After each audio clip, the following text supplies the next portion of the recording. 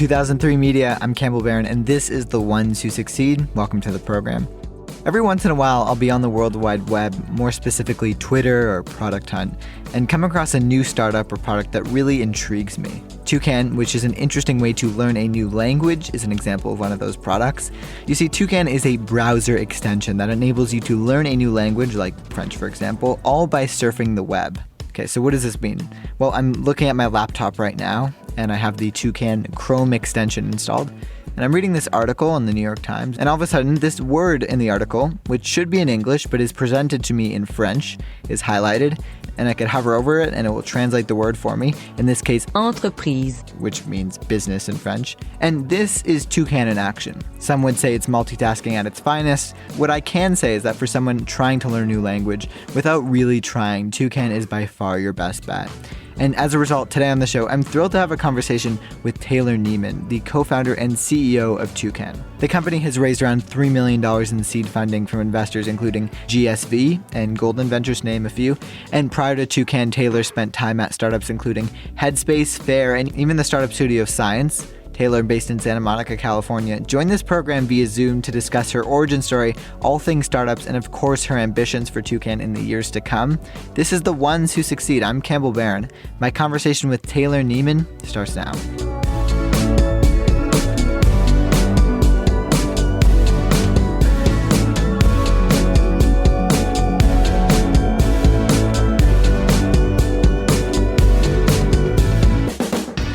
Taylor, I appreciate your time. Thanks for coming on the program. Of course. Thank you so much for having me, Campbell.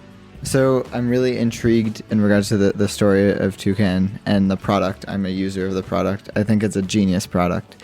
And so I really want to get into that. I wanted to get into kind of your journey as an entrepreneur. But before we get into all of that, if you can introduce yourself, who are you and what do you do? Awesome. Definitely will do that. And thank you so much for using Toucan. I'm so happy to hear you've been loving the product too. So I am the co-founder, CEO of Toucan. We're a way for you to learn new things just as you go about your day, starting with languages. Born and raised in Los Angeles, grew up here, had my whole career in tech, all around distribution, scaling high growth tech companies without paid acquisition. And now excited to be doing my next chapter as leading the way with education and building Toucan.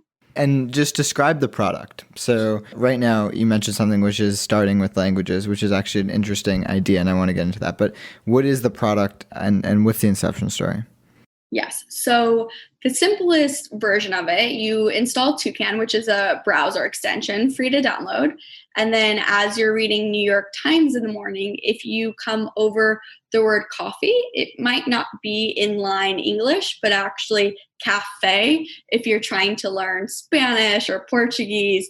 And through context, you can kind of figure it out what it is. But if you don't, you just hover over it, see back to your native tongue, even dive deeper into an audio pronunciation. Eventually, that'll be a jumping off point for quizzes, mini games, deeper exercises, and different teaching moments. Mm-hmm. And how do you come up with this idea? I think I'm not the only one who's tried to learn a language. I'm Canadian, but I grew up in the US. And so I learned to speak French growing up in Canada, like at a very young age. And I was told I was great. And then we moved to, my family in 2008 moved to New York. And there you kind of have the choice, and we figured since I'm in New York I might as well learn to speak Spanish. That was a bad idea because now I can't speak either of them.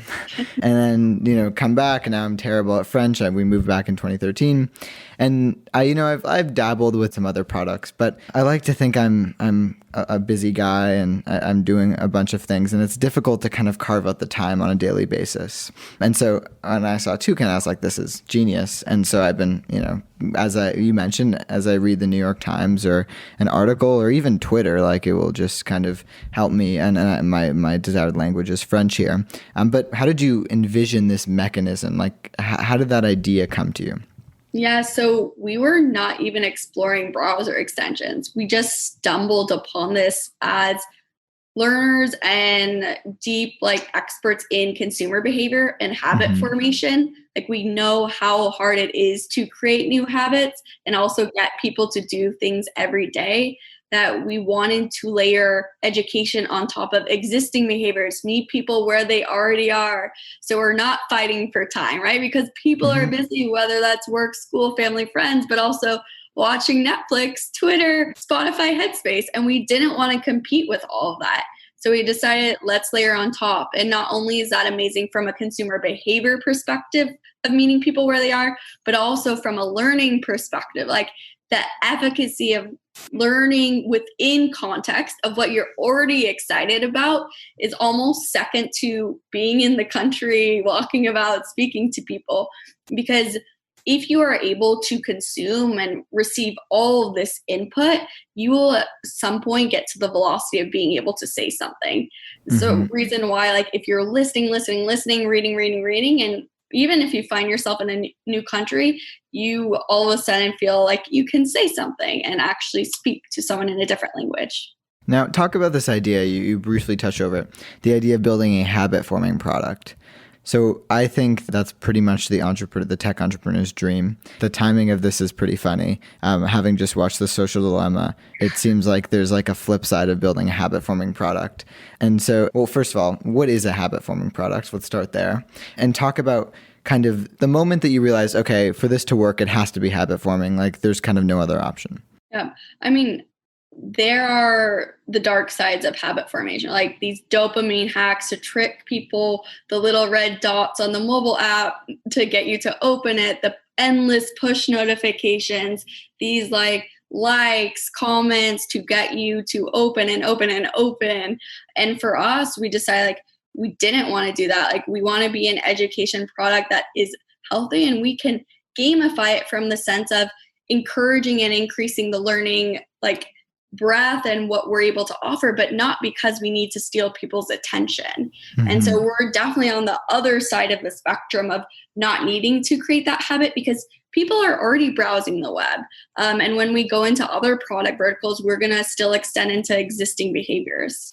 Well, I think that's a very interesting insight, right? So if you were going to build Toucan as a mobile app and try to kind of fight for people's attention and potentially compete with Duolingo, I mean, I don't know if there's necessarily room there, but let's just say you did, you would be pretty heavily reliant on kind of these like external triggers, notifications, the kind of shame emails that Duolingo will send you saying like, you haven't, and I've gotten them, you haven't, it's been 7 days since you've opened Duolingo, try again, etc.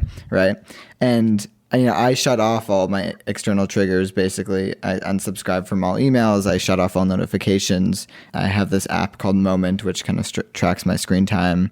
There are like a bunch of things I'm doing to kind of counter that. But I think it's interesting that Toucan is a browser extension because, and they've been around for a while, but I think like most kind of early ecosystems, they kind of start off as like a little bit of a joke. And I think the first real like important browser extension I saw was maybe Honey, I think. That was like the first, and at least from my perspective, that was one of the first ones. Like, oh, wow, you can have a unicorn that is a browser extension. That's interesting.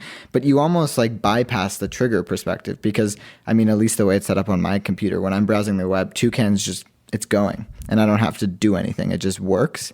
And so I think that's really interesting. Talk about the idea to kind of build a browser extension. And what are your thoughts on like the browser extension space? Yeah, so it's funny you mentioned Honey because the founder, Ryan Hudson, is an investor in Toucan and was one congrats. of our That's a flex. Yeah, congrats. Thank you. He is amazing. And I've actually pitched him every single business idea I've had, probably like 5 within the last few years. And he said no to every single one of my ideas. But this one, he was like, Taylor, take my money. This is it. Like, go build. So it's awesome to have his support, but also just with all of their learning state. Like, I personally think the extension ecosystem is completely overlooked and untapped. It's a massive distribution channel with so many potential use cases that people are just starting to notice because of the $4 billion acquisition and the Grammarly's of the world. But there aren't a lot of use cases still, which has this wide open space of new players to be able to come and provide value to consumers that are browsing.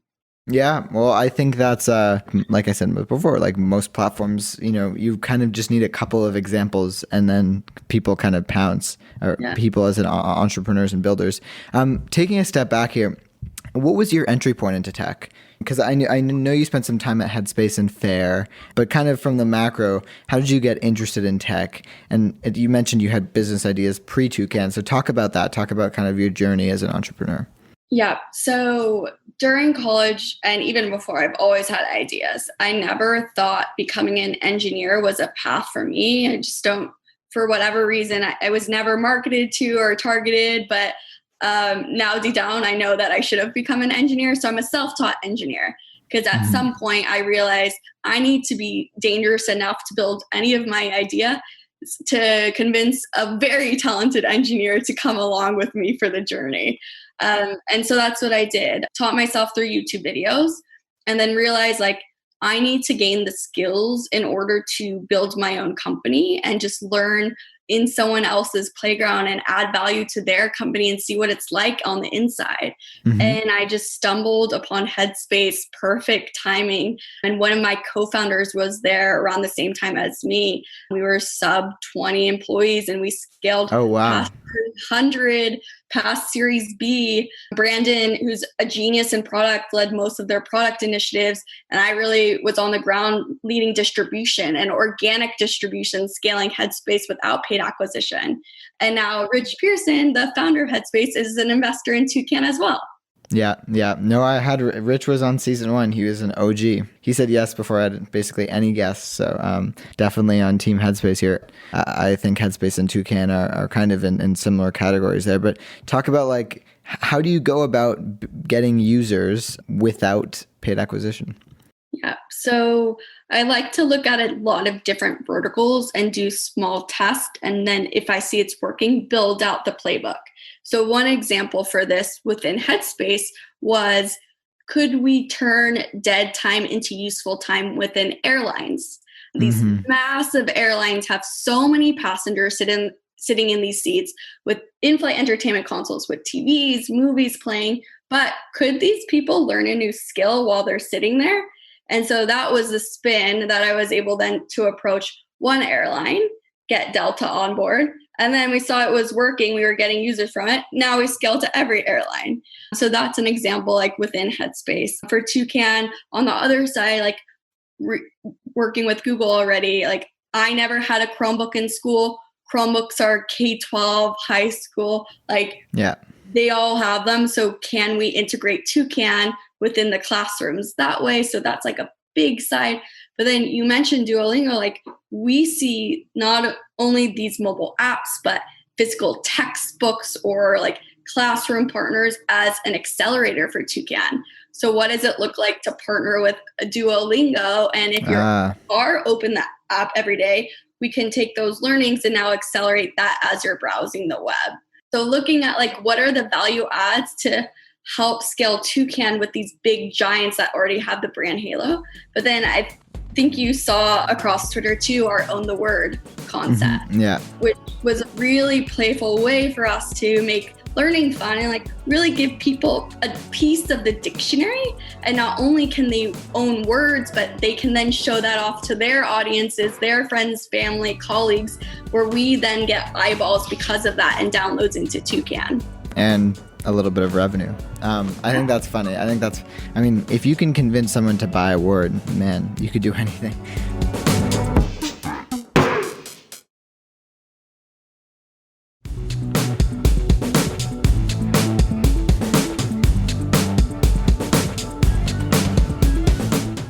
Now, this is really interesting.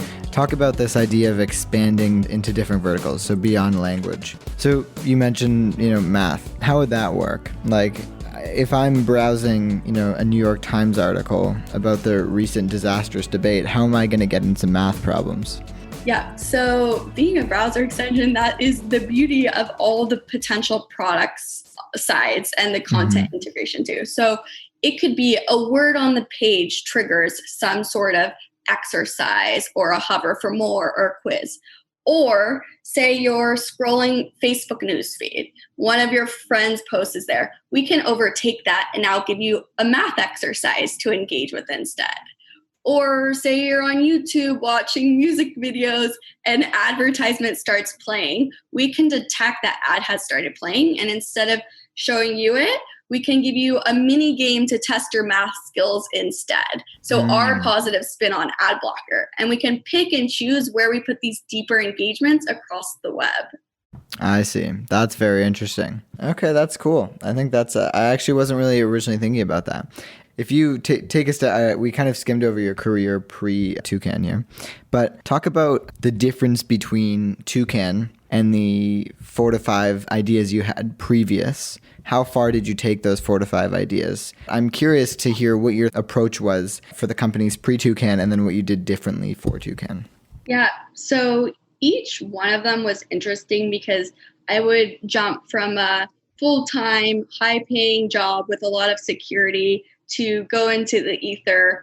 And I think that's a testament to my competitive nature, but also that I'd bet on myself any day, especially with the team around me as well. And started off non-technical solo founder. Next time I was technical, but still solo founder. And the next time around, got my co-founder now, Brandon, on board with me. We pitched 100 investors. All of them said, no, this is a terrible idea. But we were able to use that as an opportunity to build these relationships with these really amazing people who loved us as a team, just didn't want to jump on board for what we wanted to build. And then the fourth time with Toucan, 3 of us co-founders, like amazing complementary skill sets. Like we've worked together the past 8 years, have a massive vision for Toucan, and we've had the opportunity to previously build relationships. And so this is the first time we were able to close venture capital and really execute on the vision. Now, what were the other ideas leading up to Toucan?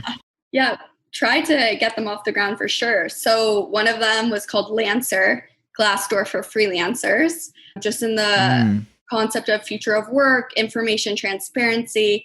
But the Glassdoor is really hard to pull off just because review systems could be salty employees, could have HR and people convincing people to write good reviews. So that's where a lot of misaligned incentives there. Yeah. So that one didn't take off. Simba was an app inspired by my dog. I had recently become a dog owner. I realized how hard it was to get him tired, but the magic moment was him playing with the other dogs. But it's a very odd dog to owner relationship because you know all the dogs' names, but you don't know the people's names. So you're not going to ask them for their phone numbers to then go meet up at the park every single day. So I built this very simple app to be able to exchange this type of information without messaging back and forth, and ended up like layering into my partnerships ability, getting LA Parks and Rec Department to help us scale that initial user base. Oh my God. Really hard to scale that like hyper local type of business. Mm-hmm. And so coming off the end of this, I guess, is this company 3 or 4, the last one before Toucan that you started? Is that 3 or 4? 4. And then there's a few more before that. Okay. Too. So coming off so why do you keep going then? Why keep going? I think that there's not only the opportunity to build massive businesses and like solve these pain points, but also do a lot of good in the world. And I think that Toucan specifically is probably the one that I've worked on or had that has this magic for both of them.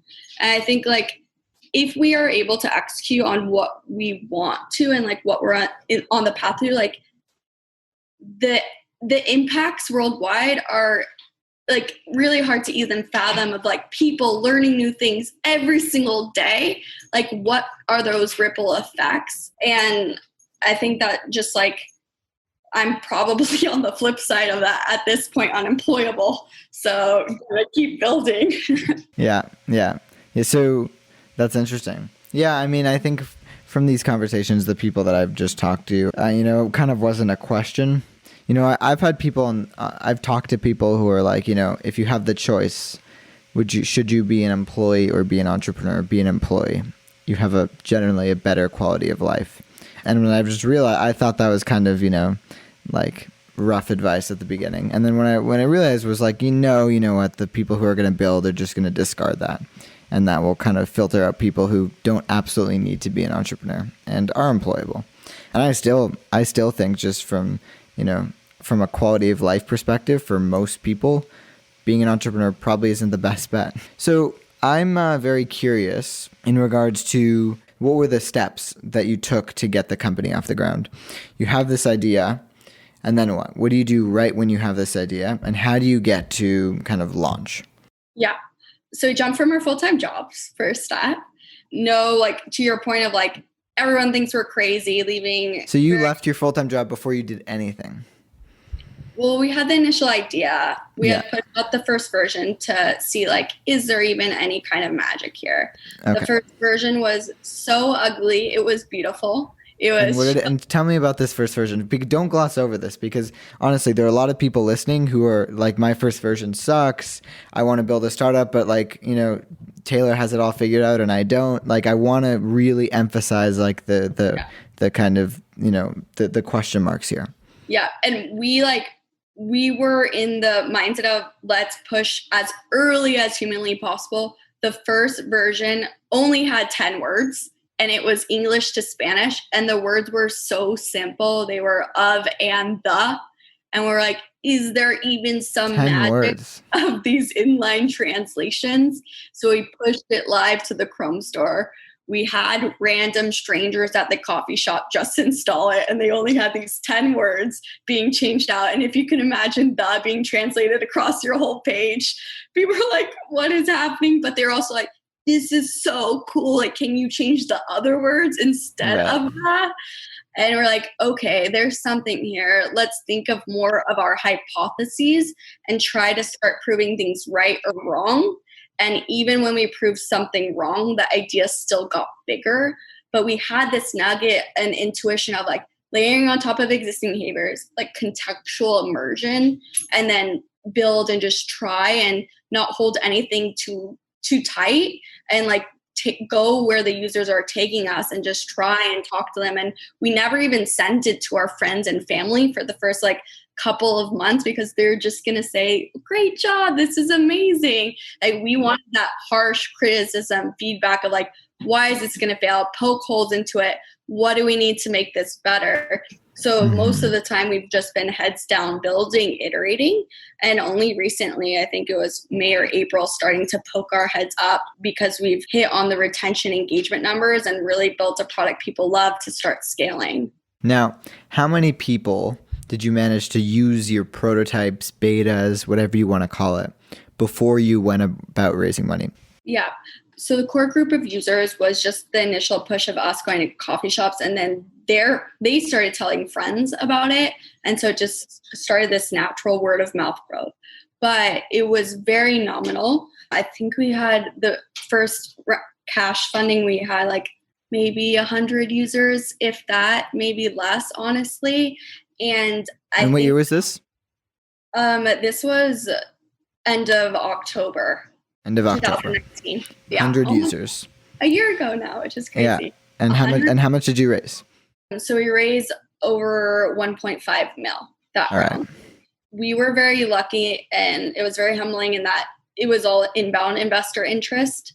I think it's a testament to my two co-founders, who are absolutely incredible, and just us three having the complementary skill sets to build without venture capital funding. And we were going to keep doing that for as long as we could. But we decided, let's take capital because what we're doing is working, and we can use that to build the team to go faster. And so we did. But with all of the investors we spoke with, don't think any of them even installed the extension. And that if they did, we probably broke their computer, because there were a lot of bugs in our initial version. So then how did you get these investors to approach you, I guess? It sounded like you had some connections prior. So talk about that. Yeah. So I'm very long on the relationship building side. That was really key to even getting people to know who we were when we built Toucan, but also when we decided to launch, I started meeting with late stage investors, like Series A, when we were nowhere even close to raising a Series A, like Series B firms, because I want them to know not only who we are, get to know us as individuals, but get excited about our vision and then see us executing on it. Like, we're putting words into action. And then when the time comes of raising capital, that makes that conversation that much easier. And how I structured the raise, once we started getting a lot of inbound interest, I was holding people off. I just scheduled meetings back to back all in person. COVID wasn't happening, and I felt like the in-person relationship was really important to getting everyone on board and excited. Now I've done these meetings over Zoom, over Google Hangouts, so I'm not so strong on that anymore just because of the world, but just back to back to back in as short of time frame as possible. Closed it within 3-4 weeks, multiple term sheets, and then just sealed it up. GSV Ventures ended up being our lead, who is really world-class in ed tech. They have masterclass, Coursera, Class Dojo, and then built the syndicate around that.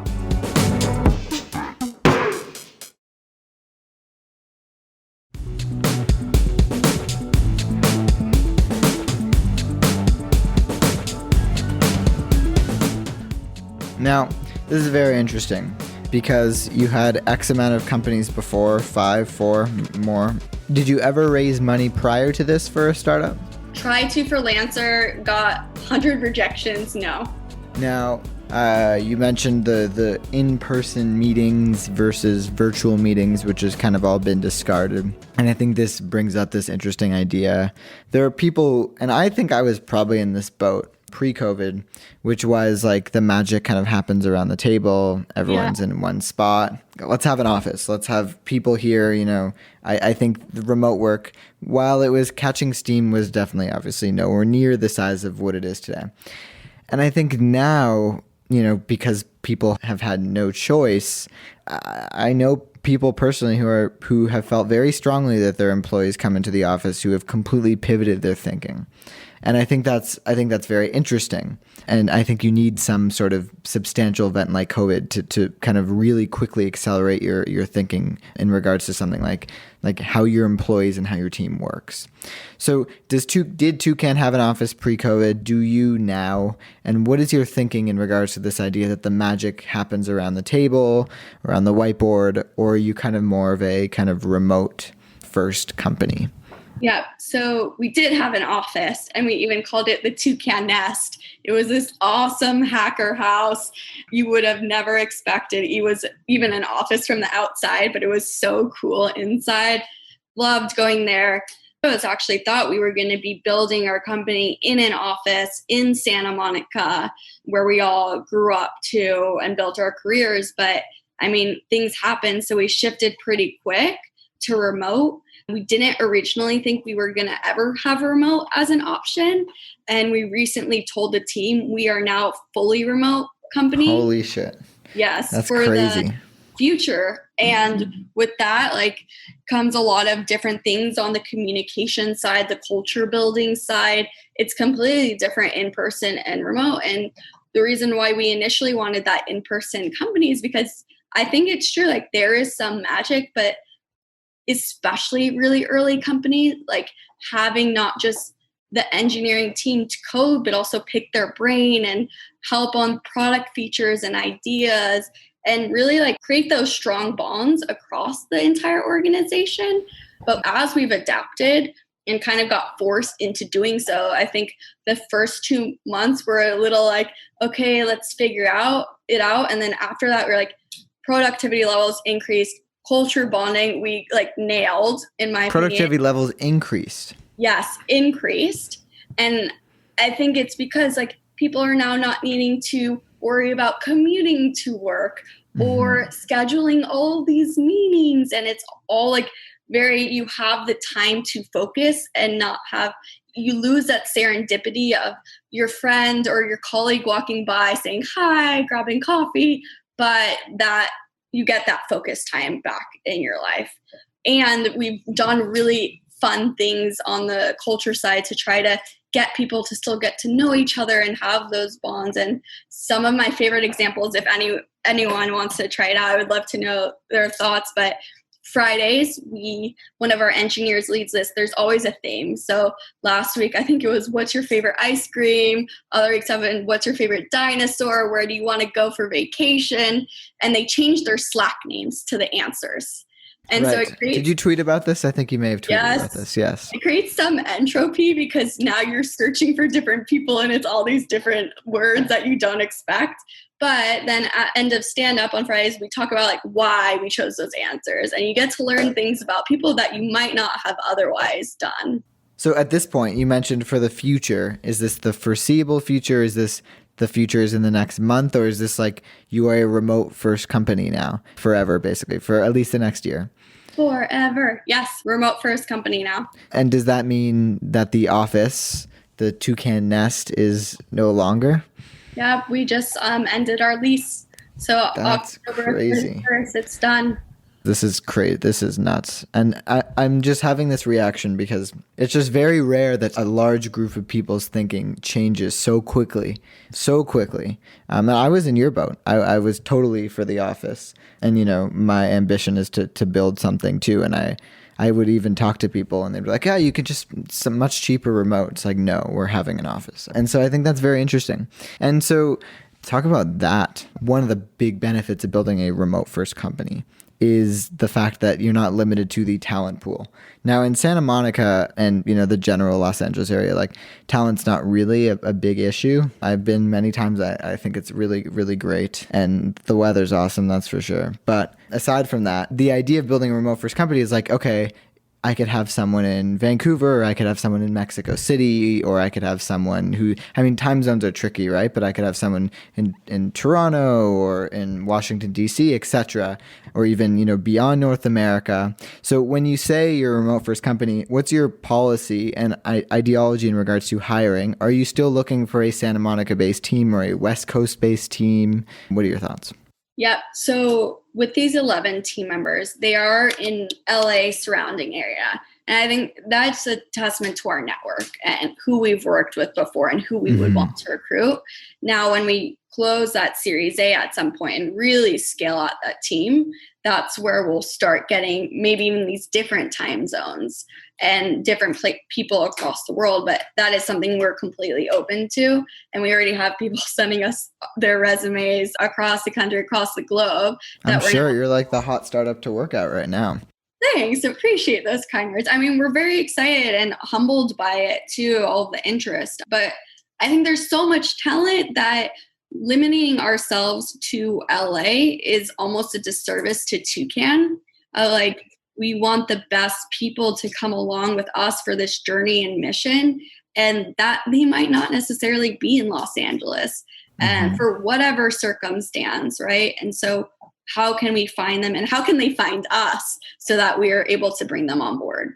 Yeah. So, I mean, I guess the question is, how far do you want to go with the time zones? And whatever you say now, you don't have to. I'm just curious, like just to pick your brain here. I think it'd be very difficult to hire someone in Shanghai if I was in Toronto and kind of, that wouldn't work. But I do know of companies in San Francisco that have engineers in Italy, for example, and how they make that work is kind of amazing. But internationally, when you say you want to, it'd be a disservice to Toucan if you just stayed within the Los Angeles talent pool. What does that look like?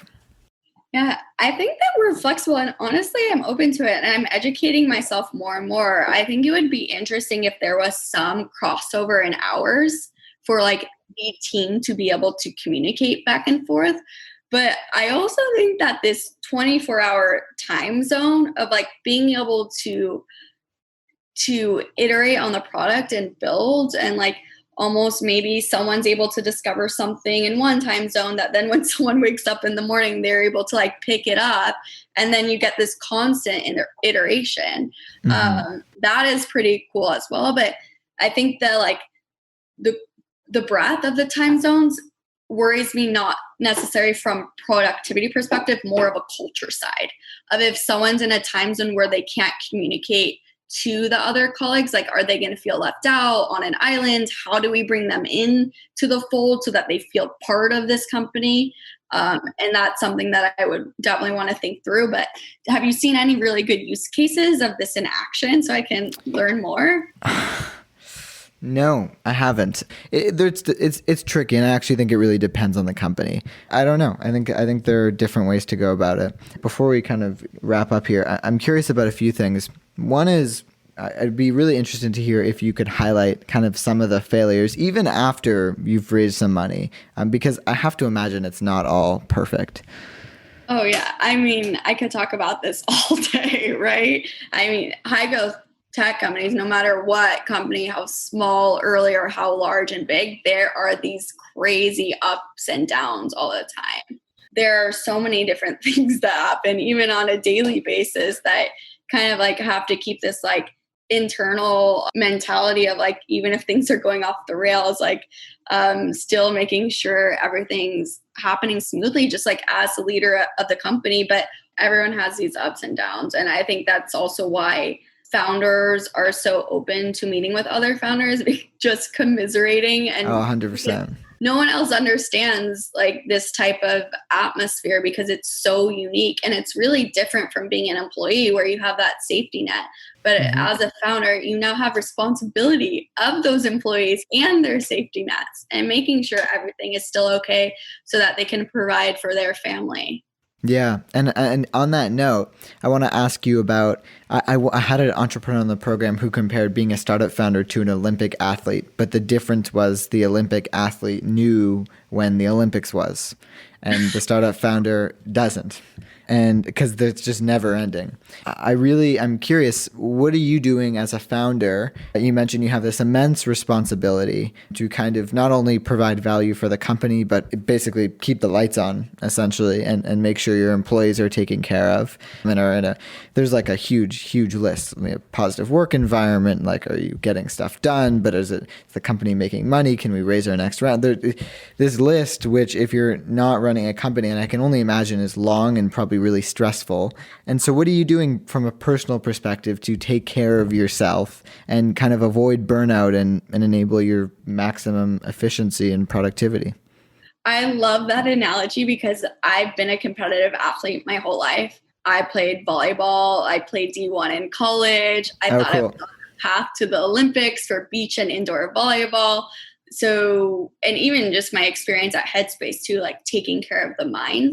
There are so many parallels as an employee, but now even more so as a founder, right? And so the things I'm doing and implementing, I'm also teaching the employees and sharing with them everything from like time boxing my calendar and being absolutely ruthless about what I say yes and no to. And then taking time like 2 to 3 p.m., like I go outside. Like I just need sunlight in my face, like take some time away from my phone, computer, like let my brain go.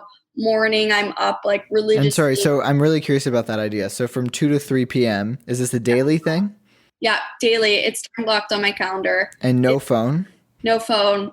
There is a normal like dip in like human behavior, like our internal science between this time period of like low productivity, like lunch happened, you have a little bit of burst after that, but then you're like down. There's a slump.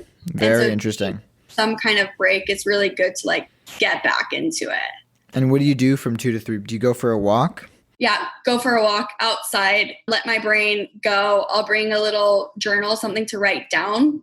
It's almost a way for me to purge information from my brain. Like the moment I write it down, it's now like not swimming around anymore. And then that's where I have a lot of like my creative thinking, like things that I wouldn't have otherwise done, just in the weeds, in it, talking to everyone or having meetings back to back. I love that. I think that's fantastic. That's a great one. Yeah, I like so no phone, no podcast, like you're fully kind of remote. Yep. Just me, notebook, walking. That's fantastic. And I cut you off. So are there any other ideas, tips? Mornings, I also take a walk like 6 a.m., get the sunshine in my face to know that like my body, tell it it's waking up. Because we're stuck indoors, like typically like blinds closed, no sunshine, like everybody has no idea what time it is. Also helps you eventually at nighttime go to sleep. And so that I do as well. And then I try to stick to meetings only in the afternoons now. So noon later. And then internal, like just Tailor deep work is like noon before in the morning. When you talk about this idea of meetings and then Tailor deep work, what is the Tailor deep work? What does your day look like from a productivity standpoint? What are you doing today? So I write down what my 3 big rocks are for the day. So like, what are the 3 big things that are going to move the needle where nothing else matters if I can get these 3 things done? And so that could be anything from like create our pitch deck for the A, like execute on more own the word partnerships, like with music labels, film studios. Maybe it's like create the strategy for our next like organic distribution playbook or whatever those like 3 big things are. And then that's what I will focus on. I call them like power hours, and just like get done one after the other. Now, that's very interesting because if you're not already here, you will be soon. It seems like the stages of a founder initially, like you mentioned, you with your co-founders in the coffee shop, you're really kind of doing 1/3 of the work, let's say, if there are 3 of you roughly, right? And so extremely hands-on. I know founders who are running big companies who wake up in the morning, have a coffee, and then just hop on Zoom from 9 a.m. to 8 p.m. all day and are just like, how's that going? How's that going? Complete delegation mode. Where are you on the spectrum here? Because you have a team, but it's not a ginormous team. It is a solid sized team. And you don't necessarily want 100 people now because that'd be terrible to grow very quickly. You might want 100 people in 6 months or in a year, but not now. And so what does the meat of your day look like? And how are you on this delegation spectrum? You're so right. Like as we scale, it turns into that. And actually, Sean, our CTO co-founder, he's the one that's experiencing this change more right now because the team is now 6 full-time engineers that the 3 we just recently hired that will start onboarding. So his role is moving now from an executor to more of this manager delegation where like engineering is his domain. Like I'm distribution fundraise and then Brandon's product. And so although I have one colleague helping me on distribution who I'm training up, like I am still in the weeds executing alongside of the fundraise.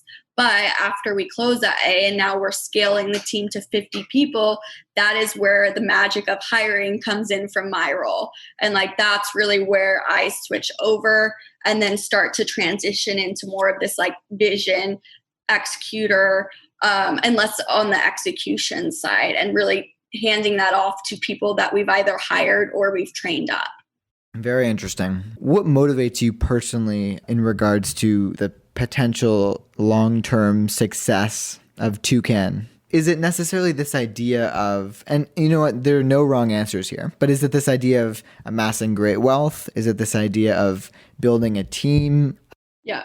For me, it's more on that mission-driven side, the actual implications of what this could be and how many people this could help.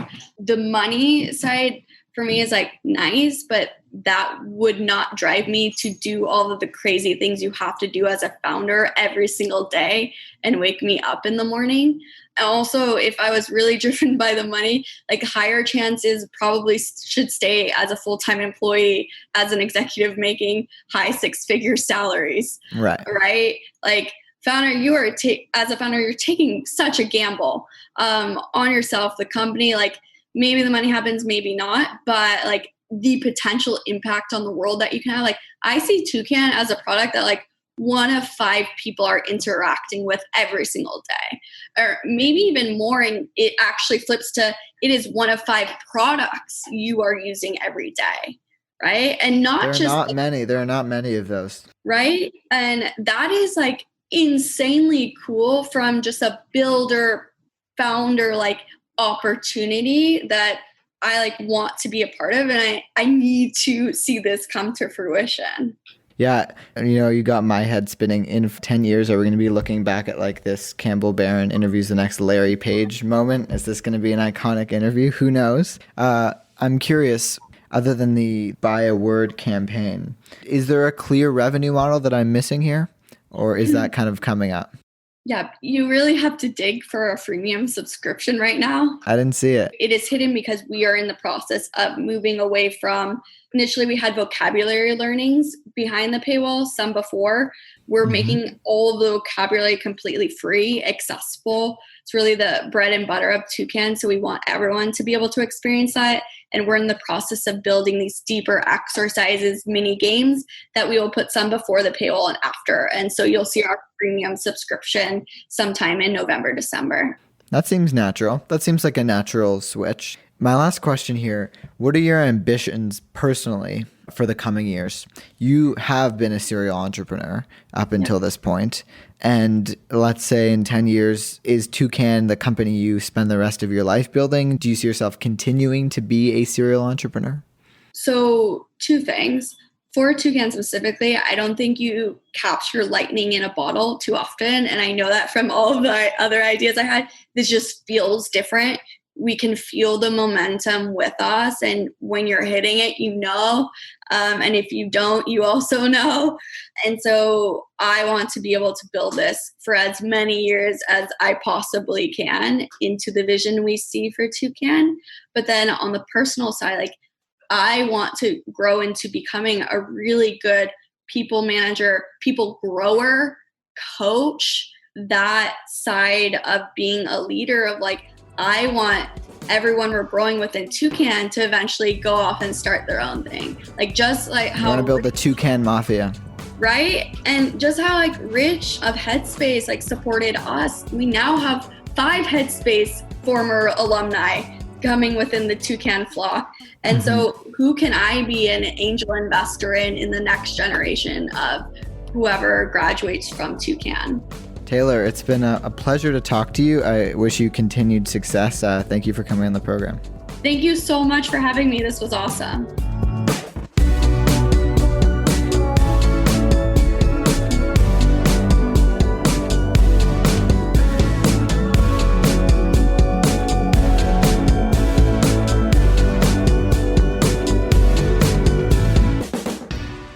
That's Taylor Neiman, one of the ones who succeed. Thanks for listening. If you enjoyed the show, it would be amazing if you could leave us a review on Apple Podcasts. It really helps us out. Or why not tell a friend? That also helps new listeners discover the show. I really appreciate it. If you want to see clips from the show and stay up to date with what I'm working on, you can follow me on Twitter and Instagram at CampbellJBarron. And you can find this podcast on YouTube. Our channel is The Ones Who Succeed. You've made it to the end of the show. Thanks for listening. I'm your host, Campbell Barron, and I'll be back in no time.